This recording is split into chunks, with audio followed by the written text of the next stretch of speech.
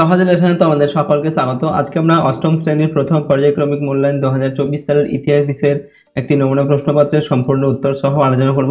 তো চলো এই ভিডিওতে আমরা ক্লাস 8 এর ফার্স্ট ইউনিট টেস্ট 2024 হিস্ট্রি সাবজেক্টের এই প্রশ্নের উত্তরগুলো দেখে নিই। দেখো, প্রথম ইউনিট টেস্টে তোমাদের 15 নম্বরের পূর্ণমান থাকছে এবং 30 মিনিট কিন্তু সময় দেওয়া থাকবে। ওকে, এই সমস্ত প্রশ্নোত্তরগুলো দেখার আগে অবশ্যই তোমরা চ্যানেলটিকে সাবস্ক্রাইব করে রাখবে এবং বেল আইকনে প্রেস করে অল অপশনটিকে সিলেক্ট করবে। ভিডিওটিতে একটি লাইক করবে, ভিডিওটি বন্ধু বান্ধবের সঙ্গে শেয়ার করবে এবং কমেন্ট বক্সে তোমাদের মতামত অবশ্যই লিখে জানাবে। আর যদি এর পিডিএফ ফাইল পেতে চাও তাহলে সহজ লেসন অ্যাপটিকে ইনস্টল করবে, সেখানে ভিডিওর পাশে কিন্তু পিডিএফ গুলো দেওয়া থাকবে। তো দেখো, এটা হচ্ছে তোমাদের ক্লাস 8 এর হিস্ট্রি সাবজেক্টের ফার্স্ট ইউনিট টেস্ট 2024 এর একটি মডেল কোশ্চেন পেপার। দেখো, প্রথমে প্রশ্ন দেওয়া আছে 1 নম্বর থেকে সঠিক উত্তরটি বেছে নিয়ে বাক্যটি সম্পূর্ণ করো। এখান থেকে তোমাদের 3টি প্রশ্নের উত্তর লিখতে হবে, প্রতিটা প্রশ্নের মান 1 নম্বর করে দেওয়া আছে, ঠিক আছে। একের ক দাগে দেওয়া আছে সলবাইয়ের সন্ধি হয় 1756 খ্রিস্টাব্দে, 1764 খ্রিস্টাব্দে, 1782 খ্রিস্টাব্দে, 1799 খ্রিস্টাব্দে। তো সলবাইয়ের সন্ধি কত খ্রিস্টাব্দে হয়? উত্তর লিখবে সলবাইয়ের সন্ধি হচ্ছে 1782 খ্রিস্টাব্দে হয়, ঠিক আছে। এরপর ক্ষয়ের দেখা হচ্ছে অন্ধকূপ হত্যার প্রচারক ছিলেন Roger Drake, Akshay Kumar Maitreya, Holwell না রবার্ট ক্লাইভ? তো অন্ধকূপ হত্যার প্রচারক ছিলেন হলওয়েল, ঠিক আছে। এরপর গয়ের দাগে এশিয়াটিক সোসাইটি প্রতিষ্ঠা করেন Jonathan Duncan, William Jones, Warren Hastings, William Carey? তো এশিয়াটিক সোসাইটি প্রতিষ্ঠা করেন উত্তর হচ্ছে উইলিয়াম জোন্স, ঠিক আছে। দেখো, আর কয়েকটি প্রশ্ন দেখে নাও। এখানে ঘয়ের দাগে দেওয়া আছে পলাশী যুদ্ধ সংঘটিত হয়েছিল 1756, 1757, 1759 খ্রিস্টাব্দে। তো পলাশী যুদ্ধ সংঘটিত হয়েছিল 1757 খ্রিস্টাব্দে। এরপর উমর দাগে অধীনতামূলক মিত্রতা নীতি প্রয়োগ করেন Lord Wellesley, Lord Cornwallis, Lord Dalhousie? অধীনতামূলক মিত্রতা নীতি কে প্রয়োগ করেন? উত্তর হচ্ছে লর্ড ওয়েলেসলি। এরপর চয়ের দাগে হচ্ছে 1764 খ্রিস্টাব্দে বাংলার নদীপথগুলি জরিপ করেন ফ্রাঙ্কল্যান্ড। এরপর রয়েছে হক ক্যামেরন আর হচ্ছে জেমস রেনেল।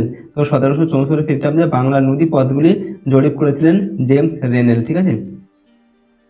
এরপর 2 নম্বর জায়গায় রয়েছে নির্দেশ মতো প্রশ্নগুলির উত্তর দাও। এখানে তোমাদের 2টি প্রশ্নের উত্তর লিখতে হবে, প্রতিটা প্রশ্নের মান 1 নম্বর করে। পরের জায়গায় দেওয়া আছে শূন্যস্থান পূরণ করো। কলকাতা মাদ্রাসা প্রতিষ্ঠা করেন ড্যাশ? তো কলকাতা মাদ্রাসা প্রতিষ্ঠা করেন ওয়ারেন হেস্টিংস, ঠিক আছে। পরের জায়গায় হচ্ছে বাংলায় দ্বৈত শাসন ব্যবস্থা কে প্রবর্তন করেন? উত্তর লিখবে বাংলায় দ্বৈত শাসন ব্যবস্থা প্রবর্তন করেন রবার্ট ক্লাইভ, ওকে। গয়ের জায়গা হচ্ছে কোন পন্থা অবলম্বন করে অযোধ্যাকে কোম্পানি সাম্রাজ্যভুক্ত করেন ডালহৌসি? উত্তর হচ্ছে অপশাসনের অভিযোগ এনে, ঠিক আছে, লর্ড ডালহৌসি কোম্পানি সাম্রাজ্যভুক্ত করেন এই যে অযোধ্যাকে, ঠিক আছে, এই রাজ্যটিকে।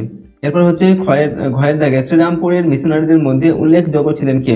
তো শ্রীরামপুরের মিশনারিদের মধ্যে উল্লেখযোগ্য ছিলেন উইলিয়াম কেরি, ওকে। উইলিয়াম কেরি ছিলেন শ্রীরামপুরের মিশনারিদের মধ্যে উল্লেখযোগ্য। এরপর 3 নম্বর জায়গা এখানে রয়েছে যে কোনো একটি প্রশ্নের উত্তর দাও 2-3টি বাক্যে। প্রশ্নের মান হচ্ছে 2 নম্বর, ঠিক আছে। যে কোনো একটি প্রশ্নের উত্তর লিখতে হবে, 2টি প্রশ্ন তোমাদের সাধারণত দেওয়া থাকবে। পরের জায়গায় দেওয়া আছে ইজারাদারি ব্যবস্থা বলতে কি বোঝো?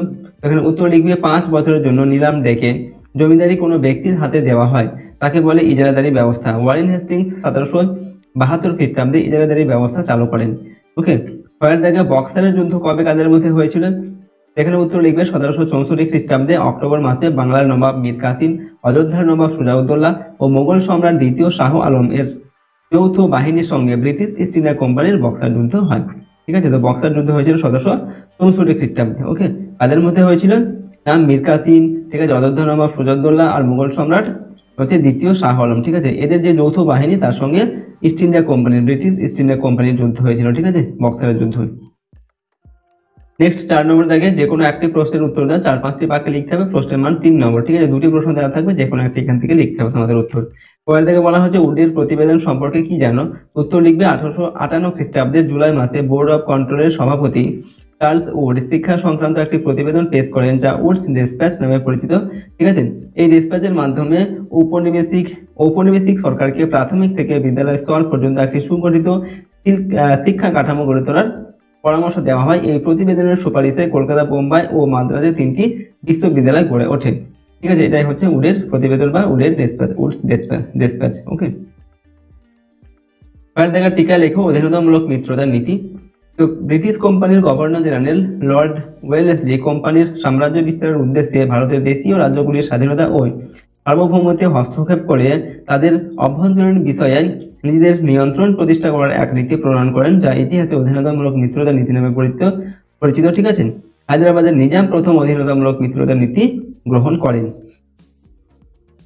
এরপর হচ্ছে 5 নম্বর দেখেন, যে কোনো একটি প্রশ্নের উত্তর দাও। প্রশ্নের মান হচ্ছে এখানে 8-10টি বাক্যে লিখতে হবে প্রশ্নের উত্তর, ঠিক আছে। এবং 5 নম্বর দেওয়া আছে প্রশ্নের মান, এখানেও তো আমাদের দুটি দেওয়া থাকবে। 5 নম্বর মানের প্রশ্ন, যে কোনো একটির উত্তর লিখতে হবে। পয়েন্ট থেকে বলা হচ্ছে সিরাজের সঙ্গে ব্রিটিশ কোম্পানির বিরোধের কারণ কি? উত্তর লিখবে, নবাব আলীবর্দী খানের মৃত্যুর পর বাংলার নবনিযুক্ত নবাব সিরাজ উদ্দৌলার সঙ্গে ইংরেজ ইস্ট ইন্ডিয়া কোম্পানির বিরোধের ফলশ্রুতি হল 1757 খ্রিস্টাব্দের 23 জুন পলাশী যুদ্ধ। এই বিরোধের পিছনে ছিল নানা কারণ। প্রথম হচ্ছে 1 নম্বর কারণ, কোম্পানির ষড়যন্ত্র। সিরাজ বিরোধী ঘসেটি বেগম এবং শৌকত জংয়ের সঙ্গে কোম্পানি ষড়যন্ত্রে লিপ্ত হলে ক্ষুব্ধ নবাব সিরাজ কোম্পানিকে উচিত শিক্ষা দিতে সচেষ্ট হন। 2 নম্বর হচ্ছে রীতির অবমাননা।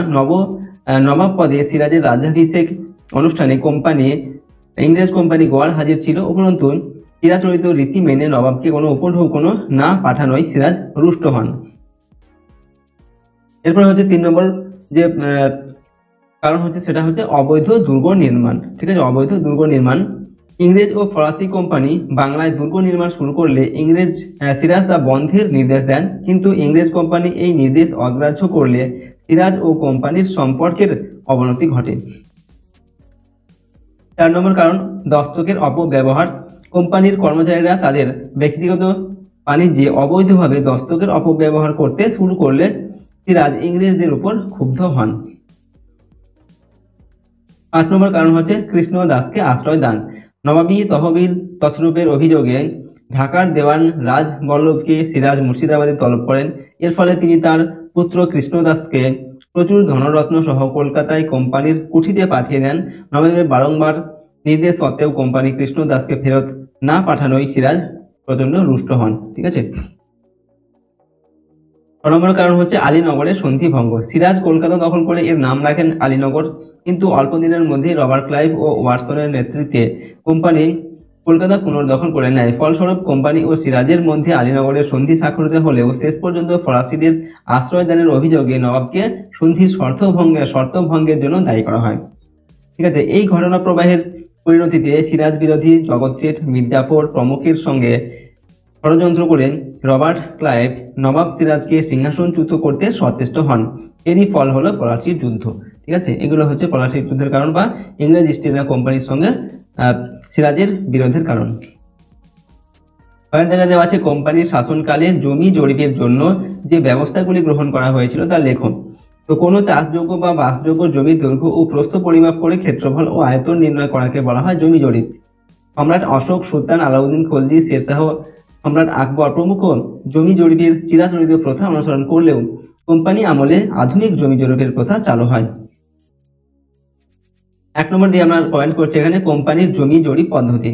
ইংরেজ ইস্ট ইন্ডিয়া কোম্পানির শাসনের সঙ্গে জমি জরিপের বিশেষ সম্পর্ক ছিল। জমি জরিপের মাধ্যমে কোম্পানির শাসনাধীন এলাকার আয়তন, জমির পরিমাপের ভিত্তিতে রাজস্ব নির্ধারণ এবং শাসনাধীন এলাকায় মোট চাষযোগ্য জমির পরিমাণ নির্ধারণ করতে চেয়েছিল, ঠিক আছে।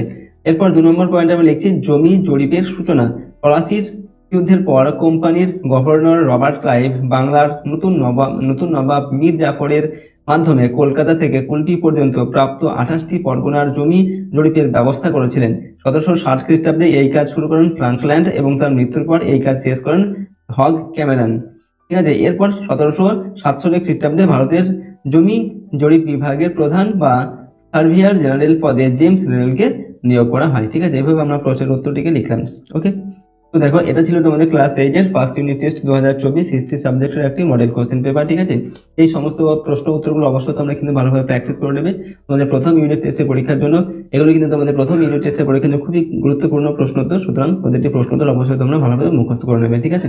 আর এই চ্যানেলে যদি তোমরা নতুন হয়ে থাকো, চ্যানেলটি অবশ্যই সাবস্ক্রাইব করে রাখবে, বেল আইকনে প্রেস করবে এবং অল অপশনটি সিলেক্ট করবে, ঠিক আছে। ভিডিওটিতে একটি লাইক করবে এবং ভিডিওটি বন্ধু বান্ধবের সঙ্গে শেয়ার করবে এবং কমেন্ট বক্সে তোমাদের মতামত অবশ্যই লিখে জানাবে। আর যদি পিডিএফ ফাইল পেতে চাও তাহলে সহজ লেসন অ্যাপটি ইনস্টল করবে, সেখানে ভিডিওর পাশে কিন্তু পিডিএফ গুলো দেওয়া থাকবে, ওকে। তো চলো, আজকের ভিডিওটিকে আমরা এখানে শেষ করছি। সম্পূর্ণ ভিডিওটি দেখার জন্য অসংখ্য ধন্যবাদ।